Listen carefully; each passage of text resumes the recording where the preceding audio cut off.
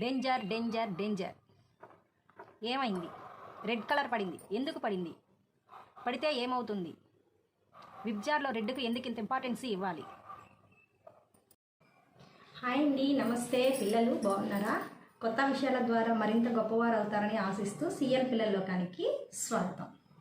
పిల్లలకే కాదండి ఈ వీడియో, పెద్దవాళ్ళకి కూడా. ఎందుకంటే నేర్చుకునే ప్రతి వ్యక్తి, కొత్త విషయాలు తెలుసుకునే ప్రతి వ్యక్తి కూడా పిల్లలతో సమానం. సరే అండి, ఈరోజు వీడియోలో ప్రమాదాలకు సూచనగా రెడ్ కలర్ని ఎందుకు యూజ్ చేస్తారు అనేది టాపిక్. సరే, రెడ్ కలర్ని ఎందుకు యూజ్ చేస్తామో తెలుసుకుందామా? ఇంకెందుకు ఆలస్యం, రండి వీడియోలోకి వెళ్దాం. ప్రమాదాలకు సూచనగా ఎరుపు రంగుని వాడడానికి కారణం, ఎరుపు రంగుకి ఒక ప్రత్యేక లక్షణం ఉంటుంది. అదేమిటి అంటే ఎరుపు రంగుకు ఎక్కువ తరంగదైర్ఘ్యం ఉంటుంది. అదేనండి వేవ్ లెన్స్. ఇప్పుడు వేవ్ లెన్స్ అంటే ఏంటి అంటే మన కంటికి కనిపించే రంగు అలల రూపంలో వెళ్తూ ఉంటుందన్నమాట. వీటి మధ్య యొక్క దూరాన్నే తరంగదైర్ఘ్యం, వేవ్ లెన్స్ అని అంటారు. ఉదాహరణకు ఒక కొలను ఉందనుకోండి, ఆ కొలంలో ఒక రాయి వేసాం, ఒక చిన్న రాయి. అప్పుడు ఏమవుతుంది? అలలు అలలుగా ఉంటుంది, ఏర్పడతాయి. అలాగే ఒక పెద్ద రాయి వేసాం అనుకోండి, అప్పుడు కూడా ఏమవుతాయి? అలలు అలలుగా వస్తాయి. దానికి దీనికి తేడా ఏంటి తెలుసా?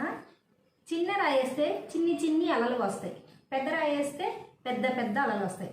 చిన్న రాయి వేసినప్పుడు ఆ చిన్న అలలు కొద్ది దూరం మాత్రమే ఉంటాయి.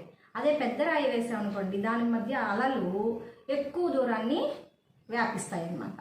అంటే చిన్న తరంగాలు తక్కువ దూరాన్ని, పెద్ద తరంగాలు ఎక్కువ దూరాన్ని ఏర్పరుస్తాయి. ఈ విధంగా ఎక్కువ తరంగదైర్ఘ్యం ఉన్నటువంటి ఎరుపు రంగు ఎక్కువ దూరానికి కనిపిస్తే, తక్కువ తరంగదైర్ఘ్యం ఉన్నటువంటి వైలెట్ తక్కువ దూరము కనబడుతుంది.